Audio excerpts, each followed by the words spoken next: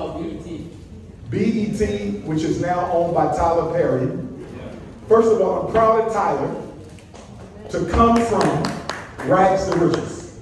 I'm proud of Tyler Perry, but I'm also cautious because now that you have B.e.t, now that you have the largest independent black movie studio in American history, now that you own VH1, can we start getting some positive content now? Or are we going to keep on getting 2 Medeas a year? Because I'm sick of that. We don't need to see you in another dress with fake breasts again. We're done, right? So here's my thing though. I'm not going to be excessively critical of Tyler Perry because if Negroes only want to watch Medea and these other self-hate movies he put out, I understand he got bills to pay. If you got to stick with Medea, stick with Medea. But can we get a B.e.t woke? Can we get a B.e.t conscious? Can we get a B.e.t culture where you're putting out some culturally affirming movies? We still haven't had a movie on the Haitian Revolution. We still haven't had a movie on Marcus Garvey.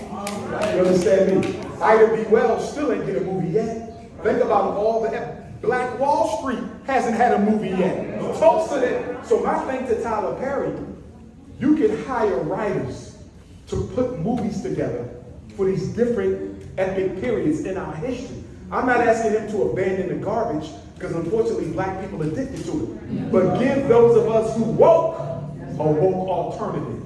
So that's my thing to Tyler Perry. If he does that, if Tyler Perry can give me some consistent conscious content over the next 10 years, I'll put him on my very short list of greatest blacks of the 21st century.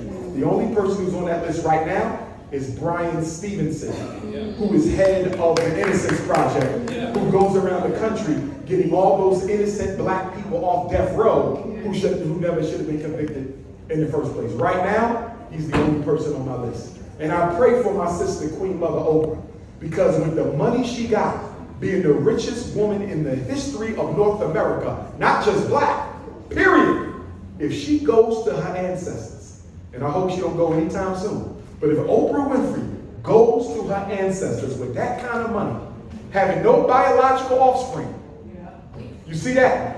Having not done nothing for black America, I'm sure the ancestors want to give her a behind looking when she gets to heaven. I mean, I don't think there's no greater embarrassment than for a multi-millionaire, billionaire black person to die having done nothing with your race. Look at Tupac, and he didn't get a chance to do anything. Tupac's money is controlled by an estate that his family has nothing to do with. Look at Kobe Bryant. He married Vanessa, a Latino. Vanessa inherited almost $1 billion fortune. Not an African-identifying Latino either, you understand? She ain't using none of that money to help black folks. As soon as Kobe died, the first thing Vanessa did was change the name on his sports academy from Mamba to something else. Nobody told you to do that. You see what I'm saying? So my thing is, B.e.t. can be something progressive under Tyler Perry if he wants it to be, but I'm gonna be honest with you. I don't have a lot of confidence because most of our multi-millionaires had to come and sit at that table controlled by those people. And I'm almost certain Tyler Perry probably had to have a sit down with those people. And once you sit down with those people, you have no independence of action anymore. If you notice, the only thing black millionaires and billionaires can do with their wealth is buy stuff and have fun. If you notice, they are not allowed to weaponize or politicize their money at all. That's why they got 20 cars, 20 homes, 1,000 pairs of sneakers, because the white man says you cannot use any of this for the benefit of black people without taking a smackdown. But here's my thing, take the damn smackdown. I'd rather live on my feet or die on my feet than live on my knees. And that is a problem we as black people have. I think a lot of us are comfortable being on the bottom as long as we can have the conveniences of European civilization. We comfortable as long as I got my Mercedes, my cell phone, my white girlfriend, you understand, my Twitter, my Facebook. A lot of us are okay having no power as long as we can have these conveniences. Good question. You know, how do you deal with the mental exhaustion of going hard for your people when they don't show up for you? Number one, you can't get exhausted.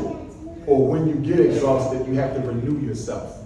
The Honorable Marcus Garvey said black leadership means pain, blood, and death. You see, so when you feel yourself getting exhausted, you got to take a break, self-care, get get yourself back together and get back out there. Because when you look at the Ida B. Wells, and you look at the Bishop Turners, and you look at the Kings and the Malcolms and the Medgars, they didn't have no break. Don't get me wrong. Not self-caring cost some of them their life. I don't think it's a coincidence that Marcus Garvey died in his 50s. Booker T. Washington died in his 50s. Khalid Abdul Muhammad died in his 50s. I think Amos Wilson might have died in his 50s. There was not enough self-care. You feel me? So we have to engage in self-care. We can't work till we kill ourselves. But if we're not going to take care of ourselves as we work, it still needs to be in the struggle, because you becoming a casualty or a martyr is not what we need. We don't need our brothers dying for the people. We need our brothers living for the people. So that's number one. Number two, we have to make sure we're doing a good job marketing the program, because a lot of times our people simply don't know. And I think one of the things we have to create, which could start here tonight, because most of you registered through Eventbrite, is we need to have an information tree where when something critical needs to be gotten through the community, we can get it through email, text message. Maybe you're responsible for her knowing, and she's responsible for him knowing, and he's responsible for her knowing. But we need a way to get critical information to each other. Because guess what? If you live in Fort Lauderdale, Miami could be catching hell, and you don't even know if CNN don't tell you. So one of our greatest disadvantages is we are dependent on white people to keep us informed about black people. We don't know if something's going on in Jamaica right now unless the white media tells us. So I think we have to do better with advertising. And it's something I recommend y'all do in Miami. I actually recommend it for every community. They do it in St. Louis, Kansas City, Missouri. You know what they have? They have a community calendar. Every black organization in Kansas City agreed to do this one thing. There's a community calendar. Whenever you plan an event, you have to go and write it on the community calendar. There's one place in the city everybody can come to find out what's going on that's conscious and grassroots. And guess what? If a brother in Miami wants to do a barbecue for black boys on August the 10th, but he comes and looks at the community calendar and sees there's a sister already doing something for the elders, he cannot compete with any event that's already scheduled. Do y'all see that? Yeah. And so, and it's the only city I've seen do this. In Kansas City, there's no conflict amongst the organizations because they all agree to do them two things. Put it on the community calendar and don't compete with no one else. And this way, everybody in the community can go one place, and find out what's conscious going on. Y'all need to do that in Miami. Good question. Number 6. Oh, my bad. My question for you, Mr. Umar, is Dr. Umar. Can you define organized power, and how do we reach such organized power to effect major change? I would define organized power as the organized ability to implement the agenda that you have determined to be in the best interest of future generations of African people. And it is also the ability to resist the schemes and scams of your enemy designed to sabotage your work. You have to be able to build, and you have to be able to resist sabotage and destruction from reactionary Negroes in the white power structure. To that point, I would say this. Black people have to start having meetings where we discuss nothing but how do we concentrate power in Miami in the hands of black people. Seriously, this meeting is about how can we take power over the food, how can we take power over the social events, how can we take power over education, because that's what Jews do. That's what Mexicans do. That's what Arabs do. They come as a community and say, how do we take over every corner store in Little Haiti? Do y'all see that? They want to dominate everything you got. We don't come together with the same mindset because we have been manipulated into believing that wanting power is evil. No, it's not. Evil comes from not having no power, because that's when you got to steal, kill, and rob in order to feed your family. Power is divine. God is power. And the only way you're going to be able to exercise your God-given potential is to have power yourself. One thing we got to start doing in the black community that we gave up our study groups when YouTube hit. YouTube destroyed the black study group movement. If you go back 20 years ago, every one of you probably remember a study group in your neighborhood. Different organizations had black conscious study groups. Where you come, you watch a film, you talk about it. Book clubs, you read a chapter, you talk about it. As soon as YouTube took off, guess what happened to all the political study groups? They died. We have to go back to the study group. You know why? Every revolution in world history began with a study group. Because before I can fight with you, I have to share a common psychology with you. How do I know who you are if I don't study with you?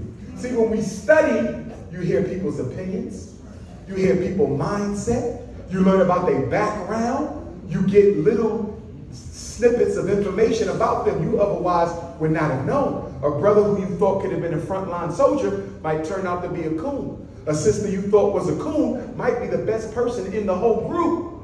You gotta have this study group because that's how you recruit your soldiers and that's how you forge collective consciousness. We gotta go back to the study groups. And I'm gonna tell you something else we gotta go back to. We ain't done this since the Harlem Renaissance. Tyler Perry did it, but not for the right reasons. And that is the black community drama clubs. Research the history of drama in the black community. Do you know we resisted Willie Lynch with drama? We resisted the psychological programming of the public schools with drama.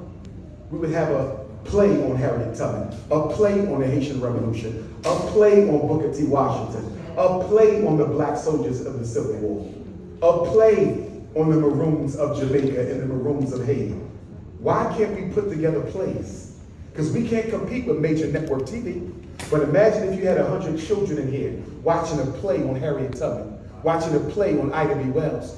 We say we don't want them to be Nicki Minaj, we don't want them to be Cardi B. Show them what they should be. What about a play on Anna Julia Cooper, one of the first black women to get a PhD, who graduated from the Sorbonne in Paris and was one of the first Pan-Africanists in history? Let's dramatize the consciousness we want our children to have. What about a play that shows a black girl go from weave to natural hair? We need drama clubs. Drama is how we can recapture the minds of our children. Let's get back to the study groups for the adults, and let's get back to the drama clubs for our children. Number 7, black women, stop making babies with coons. Black men, you need to stop making babies with coons. So you got to start choosing people for revolution. As far as I'm concerned, we don't even need to be making no family unless we come together to produce soldiers for the revolution, scientists for the revolution, engineers for the revolution, business owners for the revolution.